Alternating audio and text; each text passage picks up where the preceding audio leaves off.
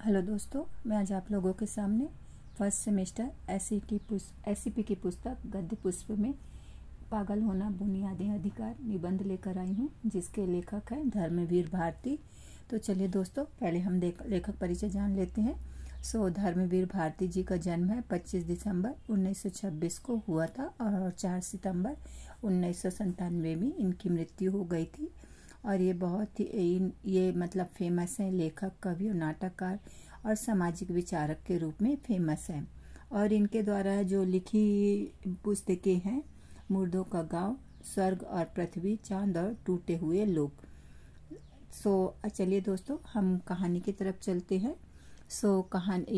निबंध की तरफ चलते हैं। तो निबंध में लेखक बता रहे हैं कि न्यूयॉर्क के यूनेस्को वालों ने न्यूयॉर्क में एक मीटिंग रखी थी मानव अधिकार कमीशन की, जिसमें से बहुत सारे देशों ने उसमें हिस्सा लिया था।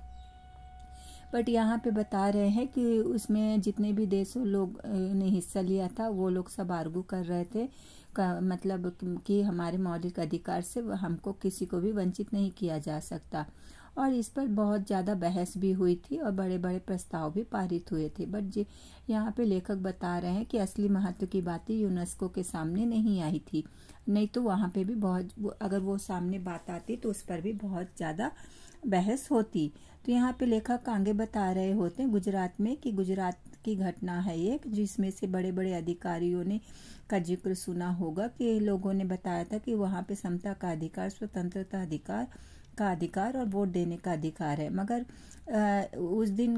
उस दिन जो है तमाम हाल में लोग चकित रह गए थे कि यूनिवर्सिटी सीनेट के जो मीटिंग हो रही थी उसमें भूतपूर्व वाइस चांसलर ने एक अधिकार की घोषणा की थी, तो उस पर बहस चल रही थी। तो यह नहीं मालूम हुआ था कि बहस के दौरान वो काफ़ी उत्तेजित हो गए और किसी ने टोका तो वो गुस्से से बोलते हैं कि मुझे उत्तेजित होने का पूरा अधिकार है और मुझे पागल होने का भी बुनियादी अधिकार है। तो सभापति ने उन्हें रोकना चाहा तो वो बहुत ही ज़्यादा डबल गुस्से में बोलते हैं कि आप मुझे पागल खाने भेज सकते हैं, मगर पागल होने से रोकने वाले आप कौन है? यह मेरा जन्मसिद्ध अधिकार है। तो लेखक इस स्टेटमेंट पर बता रहे होते हैं कि जब इन्होंने ऐसा बोला तब यहाँ पे कि अगर कोई आलतू फालतू लोग यहाँ पे ऐरा गहरा कुछ बात ऐसा कहता तो बात ख़त्म हो जाती, मगर एक वाइस चांसलर है जो कि एक्स है, भूतपूर्व है और वो विद्वान है, शिक्षक है, और ये ऐसा बोलता है कि तो क्या सचमुच पागल होना अधिकार है? मगर वह कहते हैं तो ज़रूर होगा। अब आगे एक और इंसिडेंट बताते हैं कि लेकिन इसके पहले कि जन्मसिद्ध अधिकार पर विचार कर सकूं, एक दूसरे समाचार पर निगाह पड़ी। एक दूसरे के स्थान पर एक दूसरे बुनियादी मानव अधिकार को ठेस लगी जब उत्तर प्रदेश की विधानसभा में एक बड़ा निष्ठुर काम हो रहा था। वर्तमान वित्त मंत्री और भूतपूर्व शिक्षा मंत्री जो ठाकुर हरगोविंद सिंह थे, बेचारे अधिवेशन में अपनी कुर्सी पर सो गए थे। तो विरोधी दल जो अपोनेंट्स होते हैं वो उनके हृदय ही नहीं था, उनसे देखा ना गया और वो बार बार अध्यक्ष को उसकी तरफ ध्यान केंद्रित कर रहे थे कि आपके माननीय मंत्री का होना या ना होना उनका अपमान करने के बराबर है। यह अध्यक्ष का अपमान है। अंत में दल के सचेतक जो लोग थे कंधे से हिला कर मंत्री महोदय को जगा दिया, बट वह आंखें मलते मलते उठकर बैठ गए। जब यहाँ पे वो उठकर बैठ गए तो खबर पढ़कर उस निष्ठुर सदस्य का वही खीज रहा, वही गुस्सा रहा। मंत्री महोदय बेचारे बहुत ही विनम्र होंगे, वरना वो भी कह सकते थे कि जगाने जाने पर वो गुस्सा हो सकते थे और वो बोल सकते थे कि सोना मेरा बुनियादी अधिकार है।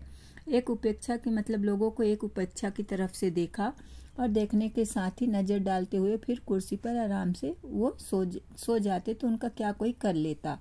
लेकिन दिन दहाड़े उनका एक जन्मसिद्ध अधिकार छिन गया और किसी के कान पर जू भी नहीं रेगी। लेखक बताते हैं मंत्री महोदय के बारे में। माननीय व्यक्तियों को तो शोभा नहीं देता कि अपने अधिकार पर खुद बयान करें, मगर दूसरों को तो चाहिए कि बेचारे मंत्री ने एक नितांत मानवीय अधिकार का मतलब जो मंत्री सो गए थे, तो उनके जो मानवीय अधिकार पर है वो क्या हो गया था, कुठाराघात, मतलब एक अटैक हो गया था। सो यूनेस्को ने मानवीय अधिकार कमीशन तक बात पहुंचाते मगर किसी ने कुछ नहीं किया।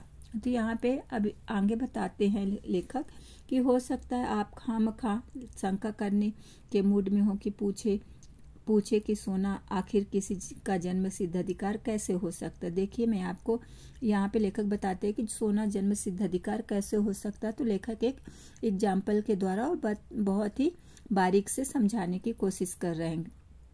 तो यहाँ पे बात कीजिए इसकी, आप यहाँ पे लेखक याद दिला रहे हैं कि आप याद कीजिए कि जब किसी भी जन सेवक मंत्री का अभिनंदन आदि होता है तो साधारणतः उसकी तारीफ में कहा जाता है कि यही ना कि जनता की सेवा में श्रीमान जी इतने मशगूल हैं कि दिन का खाना और रात का सोना हराम हो गया। तो अब ये सोचिए कि जब दिन का खाना और रात का सोना भी हराम हो गया है तो भी वाले इंसान है और उनको भी क्या चाहिए, या तो दिन में सोएंगे या रात में खाएंगे। ठीक, तो अब इसके बाद अगर वे रात को खाएं और दिन को सीधे सोए तो आपको एतराज किस बात का। अगर 1-2 दिन की बात हो तो साहब रात भर जागने के बाद भी दिन में ना सोए, पर यहाँ तो आए दिन का सिर दर्द है, रोज एक नई सेवा, फिर रात रात जागने का एक और कारण पैदा हो गया है कि जब देखो तब मंत्रिमंडल बदलने को आमादा रहता, मतलब हमेशा मंत्रिमंडल बदलता रहता है। इस चल चलाव के माहौल में कब जनता की सेवा का अवसर और अधिकार हाथ से जाता रहे, इसका क्या ठिकाना।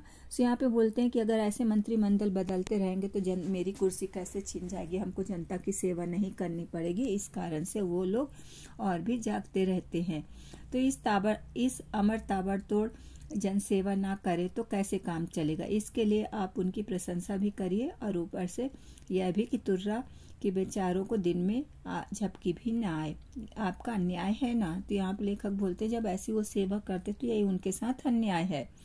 देन आप दर्दमंद होते तो उनका दर्द जानते, दर्दमंद थे शायद मीर, तभी ना पीर पराई का अनुभव करके खाएं। तो यहाँ पे बोलते हैं जब किसी को दर्द होता है तभी वह दूसरे की दर्द को समझ सकता है, नहीं तो जब किसी को दर्द ही नहीं होगा तो दूसरे के दर्द को कैसे समझ पाएगा। सो यहाँ पे आगे बताते हैं लेखक कि ये आप मेरे कुतर्क, जो मैंने ये कुतर्क की दिया है, तो आप माने या अथवा ना माने, ठीक है ना। बट यहाँ पे लोग बोलते कि अच्छा भाई जान बची सो लाख हो पाए। तो यहाँ पे सोना उनका जन्म सिद्ध अधिकार है, लेकिन इससे साबित कैसे हुआ कि पागल होना उस शिक्षक का जन्म सिद्ध अधिकार है। अब आपको कैसे समझाओ। इन दोनों चीजों को भी लेखक समझाते हैं कि जब मंत्री विधानसभा में फाइलों पर सोते रहेंगे तब बेचारे शिक्षक गुहारते आवाज लगाते पागल हो ही जाएंगे और क्या करेंगे।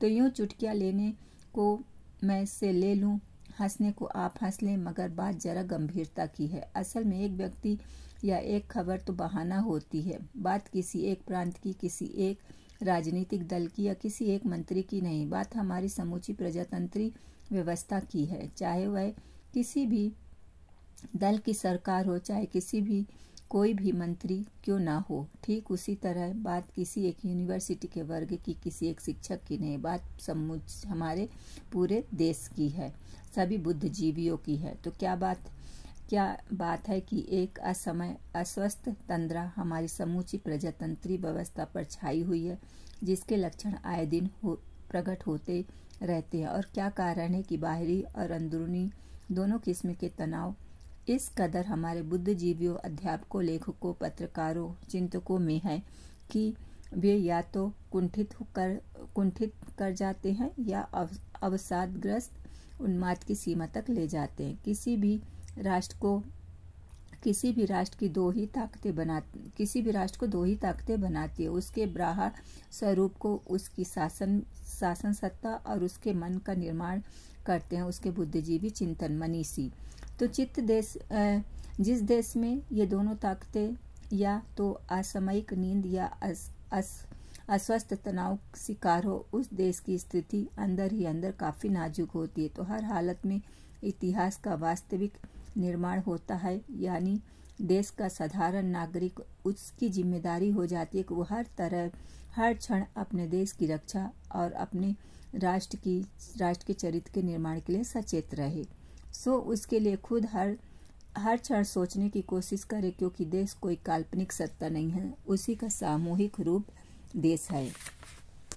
यहाँ पे इसलिए देश आप हैं तो हमें बोलते हैं हम देश हैं, ठीक है ना। आप राष्ट्र निर्माण के लिए हर क्षण सचेत रहें, वह मौलिक जन्मसिद्ध अधिकार है। जनतंत्र की एक विचित्रता यह है कि वह तभी तक पनपता है जब तक, यानी आप अपने इस अधिकार का जमकर प्रयोग करेंगे। तो यहाँ पे बोलते जब हम अपने राइट्स का प्रयोग करेंगे तभी हमारा देश ज़्यादातर पनपेगा। अगर हम अपने राइट्स का प्रयोग नहीं करते तो कैसे पनपेगा। आप दिशा में ढीले पड़ जाएंगे तो दूसरे प्रजातांत्रिक तत्वों को सिर उठाने की देर नहीं लगती। अगर हम थोड़े से भी लेजी हो जाएंगे तो हमारे नेबर्स देश जो हैं हमारे ऊपर क्या बोल देंगे, धावा बोल देंगे। फिर वही बुनियादी मानवीय अधिकार का कोई सवाल ही नहीं उठ पाता। आप खुद जिसे पाकर नहीं बरस सके फिर उसके खोने की शिकायत किससे करेंगे। तो यहाँ पे बोलते हैं कि जो हमको अभी राइट्स मिले हैं अगर हमारे हाथ से वो चला जाएगा तो फिर उसकी शिकायत हम कैसे करेंगे। इस तरह से लेखक ने बहुत अच्छे तरीके से पागल होना बुनियादी अधिकार को समझाया है। तो दोस्तों आप लाइक और सब्सक्राइब जरूर करिएगा, कमेंट्स करते रहिए जिससे मैं अपने वीडियो को और इम्प्रूव कर सकूं। धन्यवाद।